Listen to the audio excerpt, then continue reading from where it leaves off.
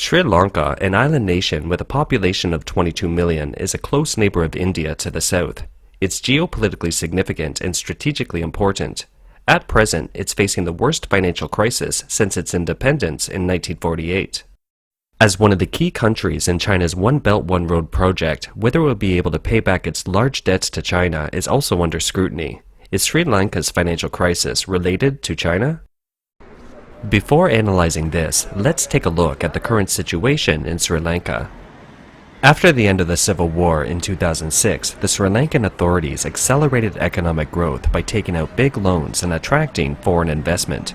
It worked for a short period of time and helped 1.6 million people out of poverty, but it also brought the country's foreign debt to 119% of its GDP. 2020 saw the emergence of the COVID-19 pandemic. It devastated the country's primary industry, namely tourism, which underpins its economy. Tourism typically accounts for 10% of the nation's GDP, but due to the pandemic, the country lost much of its revenue. According to the WTTC, the World Travel and Tourism Council, more than 200,000 people in Sri Lanka lost their jobs as a result, and by this time, Sri Lanka was on the verge of bankruptcy. In 2021, Sri Lanka turned to external aid, borrowing from neighboring countries to maintain the value of the rupee. In 2022, the Russian-Ukrainian war and the rise in international energy and food prices have further exasperated Sri Lanka's economic woes. The government's printing of money to repay domestic loans and foreign bonds has fueled inflation. Tourism is still slow, with the largest proportion of tourists coming from Russia, followed by Ukrainians. The war can be said to be the last straw that has crushed Sri Lanka's economy. Its foreign exchange reserves are about to run out and the country is having trouble financing basic imports. This has left the country with severe shortages of food, fuel, and medicine. The government is restricting the rationing of formula, sugar, lentils, and white rice, and the nation's population is lined up in long lines for food and oil. I came to this station because yesterday also I was in this queue. I waited for 8.5 hours in this queue yesterday, and after when I came very close to the station, the gas ran out, and again I had to come today. The electricity supplier, CEB, Ceylon Electricity Board, announced a 10-hour restriction on March 30th, and then extended it on the next day for another 3-stage blackout of 13 hours.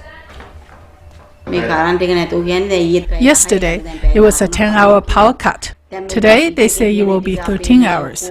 The fish and meat in the fridge and the children's milk have gone bad. The child is crying, saying it's very hot. We asked the government to give us some sort of a break. Students made kerosene lamps to read, doctors suspended surgeries, and fishermen had to stop fishing activities. Sri Lanka's power minister said, the power outage may be extended until May.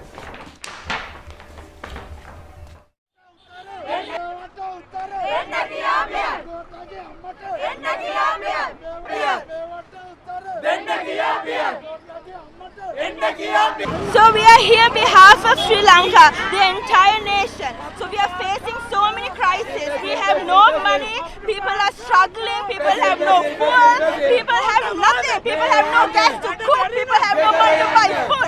So this has to stop. Something has to change in this country. So we are here to make that change, and we will fight until this thing changes. Gotabaya has to go home. The difficult economic situation has shut Sri Lanka out of the global private credit market. On January 12, 2022, the world's leading credit rating company, Standard & Poor's, lowered Sri Lanka's debt credit rating further on the grounds that in the absence of unexpected and significant constructive progress, the likelihood of default will grow. Many financial experts believe that the country is effectively bankrupt based on the fact that when a country's foreign exchange reserves are in deficit, it means it's theoretically bankrupt.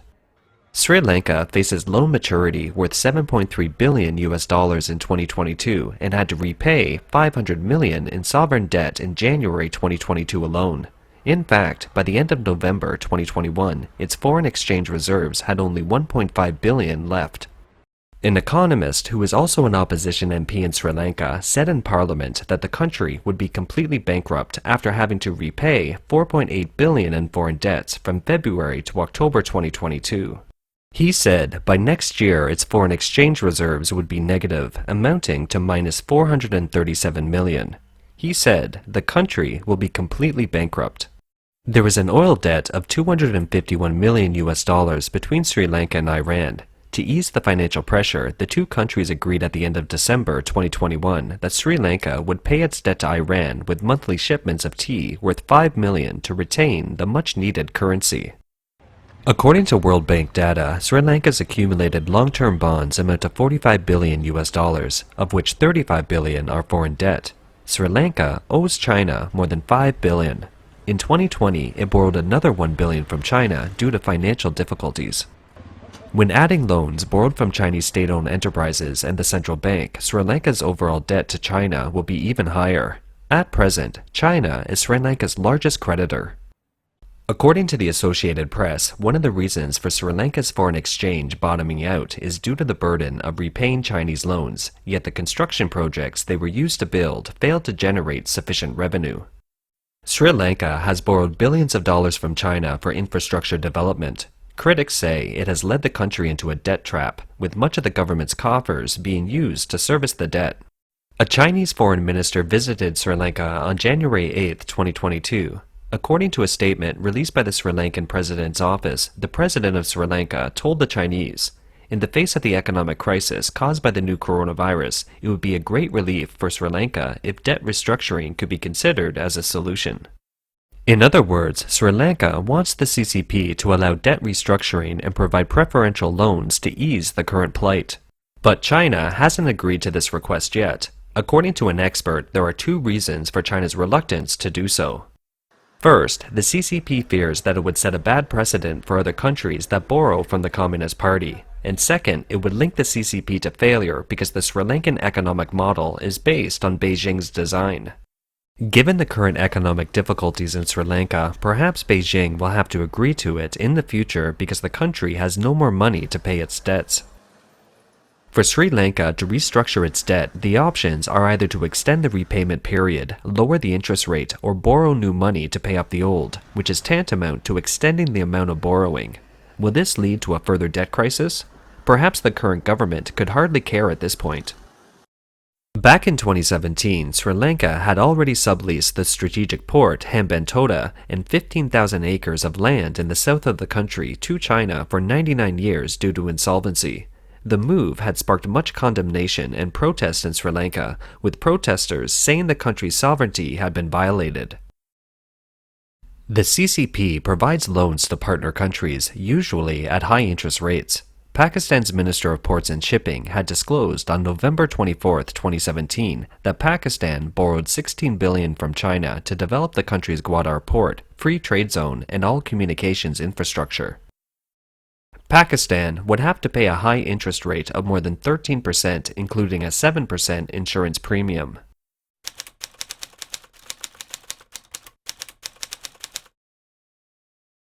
In March 2021, Sri Lanka's foreign exchange reserves fell to a little over 4 billion US dollars, the lowest in more than a decade. The China Development Bank gave Sri Lanka a loan of 500 million in that period.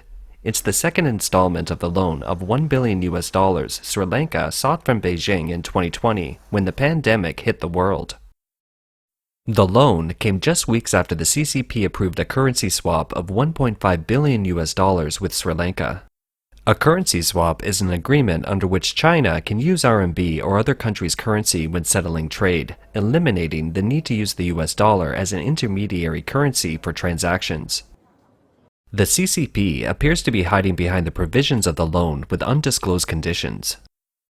At the time, Japanese media, the Nikkei News, reported that while the loan agreement's paperwork appeared simple, with a 10-year repayment term and a 3-year grace period, the CCP appears to have obtained informal assurances from Sri Lanka that the country will abandon any plans to renegotiate its 99-year lease on the port of Hambantota and will fast-track a controversial bill.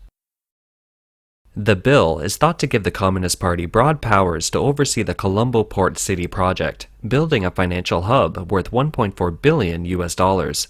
At the heart of the controversy over the bill is the fear that the port city could be turned into a military base or colony for the CCP. The bill was fast-tracked through Sri Lanka's parliament on May 20th, 2021, and signed by the Speaker on May 27th, effective immediately. The Indian media commented at the time that when Beijing took possession of Colombo, they had closer access than ever to Cape Comorin, one of the southernmost cities in India. In January and February 2022, India provided Sri Lanka with a loan of $912 million and 2 additional lines of credit of $1.5 billion. This should be related to its geopolitical strategic position as New Delhi looks to pull Sri Lanka out of the arms of Beijing. However, even if Beijing gets the right to operate the Sri Lankan port and sublease the surrounding land, it doesn't mean the communist regime has won completely. To a certain extent, Beijing already has the right to operate the port, but the bureaucratic system in China is often inefficient and not always good at business operations, creating many white elephant projects that place a heavy burden on the Chinese people. A white elephant project means a financial endeavor that fails to live up to its expectations. The Communist Party's Belt and Road Development model involves Beijing lending money to developing countries which use the designated money to build infrastructure with Chinese vendors and then repay the debt over several decades. A report released on September 29, 2020 by a research facility shows that the CCP has 13,427 projects in 165 countries to date, worth $843 billion. For countries that have borrowed from the CCP, many of these projects have failed to generate the necessary returns to repay the debts due to the lack of economic viability, leaving the country in a debt crisis. As a result, although the CCP has dumped a lot of money, it has failed to get a corresponding return and can't recover the loans. That is to say, Beijing's foreign expansion is mainly for political purposes, and most of the money that has been spent will never make it back. The CCP has wasted a lot of Chinese taxpayers' money on political accounts, not economic ones. The situation can be maintained if China's economy stays strong, but at present, China is facing its own economic challenges. When the Chinese economy declines and foreign capital leaves, it will create a foreign debt crisis as the Chinese government is also short of foreign currency to repay its foreign debts, which amount to more than $2.5 trillion. The Chinese government claims to have foreign exchange reserves of $3.2 trillion. The international financial community generally believes that $3 trillion in foreign exchange reserves is a warning line for China to maintain its balance of payments. If they fall below the warning line, China will face a shortage of foreign exchange reserves. As we have calculated in previous episodes, indeed, the CCP is now facing the dilemma of near depletion of its foreign exchange reserves. If you're interested in how much of China's foreign exchange reserves are left, you can check out the video links posted below. The negative consequences of the Belt and Road for the world are becoming more apparent, with Sri Lanka being the latest example. As the international situation changes and the Chinese economy experiences a rapid decline, it should become increasingly difficult for the CCP to expand internationally through the Belt and Road.